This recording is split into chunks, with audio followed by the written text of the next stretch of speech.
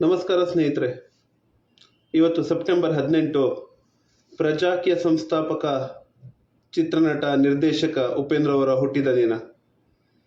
ಉಪೇಂದ್ರನ ಅಭಿಮಾನಿಗಳು, ಅವರ ವಿಚಾರಗಳ ಅಭಿಮಾನಿಗಳು, ಜೊತೆಗೆ ಅವರ ಚಿತ್ರನಟ ನಿರ್ದೇಶನದ ಅಭಿಮಾನಿಗಳು ಇವತ್ತು ಅವರ ಮನೆಯ ಹತ್ತಿರ ಅಂದರೆ ಸುಮ್ಮನೆ SU ಮನೆ ಹತ್ತಿರ ಸೇರಿಕೊಂಡು ಸೆಲೆಬ್ರೇಷನ್ ಮಾಡಿದರು. ಅದರ ನ್ಯೂಸ್ ಎಲ್ಲ ಬರ್ತಾ ಇತ್ತು. ನೋಡಿ ಖುಷಿಯೂ ಆಯಿತು, ದುಃಖವೂ ಆಯಿತು. ಇವತ್ತು ನಾನು 3 ಟಾಪಿಕ್ಗಳ ಬಗ್ಗೆ ಮಾತಾಡಲಿಕ್ಕೆ ಇಷ್ಟಪಡ್ತೇನೆ. ಮೊದಲನೇ ವಿಷಯ, ಉಪೇಂದ್ರ ಅವರ ಹುಟ್ಟಿದ ಹಬ್ಬ. ಅದಕ್ಕೆ ಶುಭಾಶಯ ಕೋರಲಿಕ್ಕೆ, ಉಪೇಂದ್ರ ಅವರೇ, ನಿಮ್ಮ ಹುಟ್ಟಿದ ಹಬ್ಬಕ್ಕೆ ಶುಭಾಶಯಗಳು. ಒಬ್ಬ ಅಭಿಮಾನಿಯಾಗಿ, ಅವರ ವಿಚಾರಗಳ ಅಭಿಮಾನಿಯಾಗಿ ನಾನು ಈ ರೀತಿ ಕೋರಬಲ್ಲೆ. ಒಂದು ಫೇಸ್ಬುಕ್ಕಲ್ಲಿ ಒಂದು ಪೋಸ್ಟ್ ಹಾಕಬಲ್ಲೆ, ಒಂದು ಮೆಸೇಜ್ ಹಾಕಬಲ್ಲೆ. ಜೊತೆಗೆ ಸಾಧ್ಯ ಇದ್ದರೆ ಅವರ ಉಳಿದ ಅಭಿಮಾನಿಗಳಂತೆ ಅವರ ಮನೆ ಹತ್ರ ಸೇರಿ ಅವರನ್ನು ನೋಡಿ ಖುಷಿ ಪಡ್ಕೊಳ್ಬಲ್ಲೆ. ಒಬ್ಬ ಚಿತ್ರನಟ ನಿರ್ದೇಶಕ ಅನ್ನುವಾಗ ಇದೆಲ್ಲ ಸಾಮಾನ್ಯ, ಅವರೊಬ್ಬರು ಸೆಲೆಬ್ರಿಟಿ. ಆದರೆ ಉಪೇಂದ್ರರವರ ವಿಚಾರಗಳ ಅಭಿಮಾನಿ ಆಗಿರುವ ನಾನು ಅವರ ವಿಚಾರಗಳನ್ನು ಎಷ್ಟು ಅರ್ಥ ಮಾಡ್ಕೊಂಡಿದ್ದೀನಿ ಎನ್ನುವುದು ಕೂಡ ತುಂಬ ಮುಖ್ಯ ಆಗುತ್ತೆ. ಆ ವ್ಯಕ್ತಿ ಇವತ್ತು ಉಳಿದವರು ಅವನ ಮೇಲೆ ಹೂ ಹಾಕುವಾಗ ಅಥವಾ ಅವರಿಗೆ ಜೈಕಾರ ಹಾಕುವಾಗ, ಶಿಳ್ಳೆ ಹೊಡೆಯುವಾಗ ಎಷ್ಟೊಂದು ಬೇಜಾರು ಮಾಡ್ಕೊಂಡಿದ್ರು ಎನ್ನುವುದನ್ನು ಅವರ ಮುಖ ನೋಡಿದರೆ, ಆ ವಿಡಿಯೋ ನೋಡಿದರೆ ನಿಮಗೆ ಗೊತ್ತಾಗತ್ತೆ. ನಾನು ಇಷ್ಟು ವರ್ಷಗಳಿಂದ ವಿಚಾರಗಳಿಗೆ ಬೆಲೆ ಕೊಡ್ರಪ್ಪ, ವ್ಯಕ್ತಿ ಪೂಜೆ ಮಾಡಬೇಡಿ ಅಂತ ಹೇಳಿದ್ರು ಅದನ್ನೇ ಮುಂದುವರಿಸ್ತಾ ಇದ್ದಾರಲ್ಲ, ನನ್ನ ಅಭಿಮಾನಿಗಳು ಅಂತ ಹೇಳ್ಕೊಂಡಿದ್ದವರಿಗೆ ಇನ್ನಿಷ್ಟು ಯಾವ ರೀತಿಯಲ್ಲಿ ಹೇಳಲಿ ಅನ್ನೋದು ಅವರಿಗೆ ಖಂಡಿತ ಅನಿಸಿರಬೇಕು. ಅದನ್ನು ಬಾಯಿ ಬಿಟ್ಟು ಹೇಳಿದ್ರು ಕೂಡ. ಇಷ್ಟು ದಿನ ಅವರು ಈ ವಿಚಾರವನ್ನು ಪ್ರಜಾಕೀಯ ವಿಚಾರಗಳನ್ನು ಹೇಳುವಾಗ ಹೇಳ್ತಾ ಇದ್ರು. ಆದರೆ ಇವತ್ತು ತಮ್ಮ ಹುಟ್ಟುಹಬ್ಬದ ದಿನ ಸೆಲೆಬ್ರೇಷನ್ ವೇದಿಕೆಯಲ್ಲೇ ಈ ಮಾತು ಹೇಳಿದರು ಅಲ್ವಾ? ಅವರ ಅಭಿಮಾನಿಗಳಾದ ನಾವು ಇದನ್ನು ಯಾವಾಗ ಅರ್ಥ ಮಾಡ್ಕೊಳ್ತೀವಿ? ಆ ಪುಣ್ಯಾತ್ಮ ಜನರ ಮಧ್ಯೆ ಬರಲಿಕ್ಕೆ ಪ್ರಯತ್ನ ಮಾಡ್ತಾ ಇದ್ದಾನೆ, ಹಾಗೂ ನಾವು ಅವರನ್ನು ದೇವರ ಸ್ಥಾನದಲ್ಲಿ ಕೂರಿಸ್ತಾ ಇದ್ದೀವಿ. ಒಬ್ಬನ ಅಭಿಮಾನಿ ಅಂತ ಹೇಳಿದರೆ ಹಾಗೂ ಈ ರೀತಿ ಮಾಡಿದರೆ ಅದು ನಾವು ಮಾಡ್ತಾ ಇರೋದು ಸರಿನಾ? ಇದನ್ನು ನಾನು ಉಪೇಂದ್ರನ ಅಭಿಮಾನಿಗಳು ಅಂತ ಹೇಳಿಕೊಂಡು ಅಲ್ಲಿ ಸೆಲೆಬ್ರೇಷನ್ ಮಾಡಿದವರಿಗೆ ಕೇಳುವ ಪ್ರಶ್ನೆ. ಸೆಲೆಬ್ರೇಷನ್ ಮಾಡಿ, ತಪ್ಪಲ್ಲ.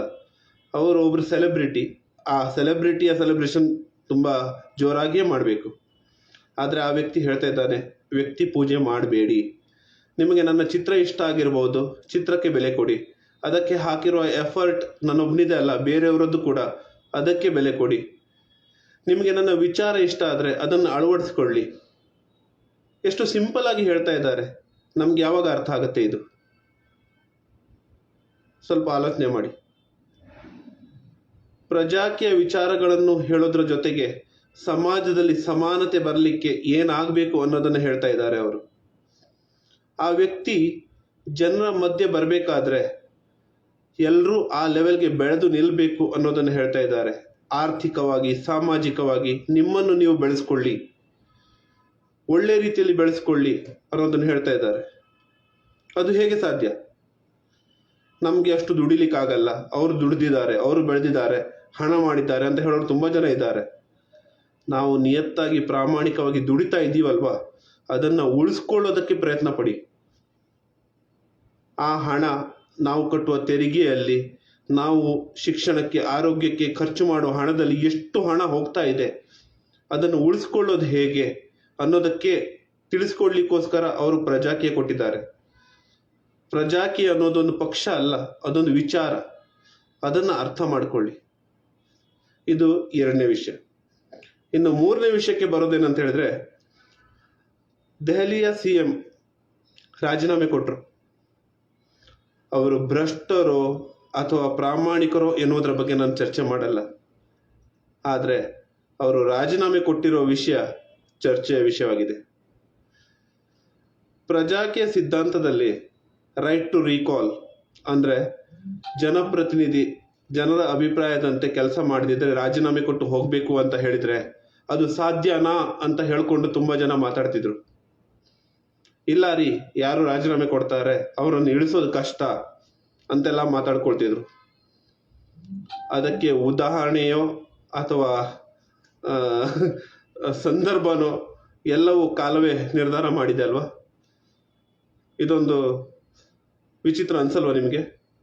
ಒಬ್ಬ ಜನಪ್ರತಿನಿಧಿ ರಾಜೀನಾಮೆ ಕೊಡಬಹುದು, ಹಾಗೂ ಕೊಟ್ರೆ ನಿಜವಾದ ಭ್ರಷ್ಟರಿಗೆ ಎಷ್ಟು ಭಯ ಹುಟ್ಟತ್ತೆ ಅನ್ನೋದು ಕೂಡ ಎದ್ದು ಕಾಣ್ತಾ ಇದೆ.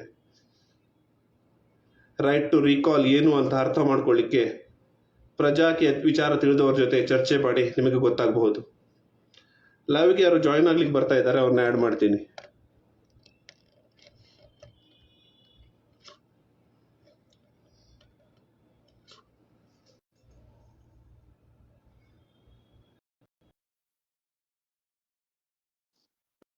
ನಮಸ್ಕಾರ ರಾಜು ಸರ್, ನಿಮ್ಗೆ ರಿಕ್ವೆಸ್ಟ್ ಕಳಿಸಿದ್ದೀನಿ, ಸಾಧ್ಯ ಆದ್ರೆ ಜಾಯಿನ್ ಆಗಿ.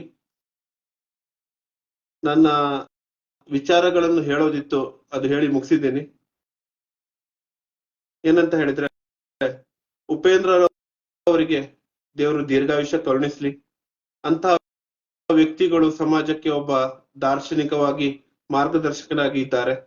ಅವರು ಕಲ್ಸಿರೋದನ್ನ ನಾವು ಕಲ್ತ್ಕೊಂಡು ಬೆಳಿಬೇಕೇ ಹೊರತು ಅವರೇ ಎಲ್ಲ ಮಾಡ್ಲಿ ಅಂತ ಹೇಳೋದು ಅದರಲ್ಲಿ ಅರ್ಥ ಇಲ್ಲ. ಎರಡನೇದು, ಉಪೇಂದ್ರನ ಅಭಿಮಾನಿಗಳೇ, ದಯವಿಟ್ಟು ನೀವು ಅವರ ಚಲನಚಿತ್ರದ ಅಭಿಮಾನಿಗಳಾಗಿರಬಹುದು ಅಥವಾ ಅವರ ವಿಚಾರಗಳ ಅಭಿಮಾನಿಗಳಾಗಿರ್ಬಹುದು, ಅವರ ವಿಚಾರದಲ್ಲಿ ವ್ಯಕ್ತಿ ಪೂಜೆ ಮಾಡಬೇಡಿ ಅನ್ನೋದು ಒಂದು ಮುಖ್ಯ ವಿಚಾರ.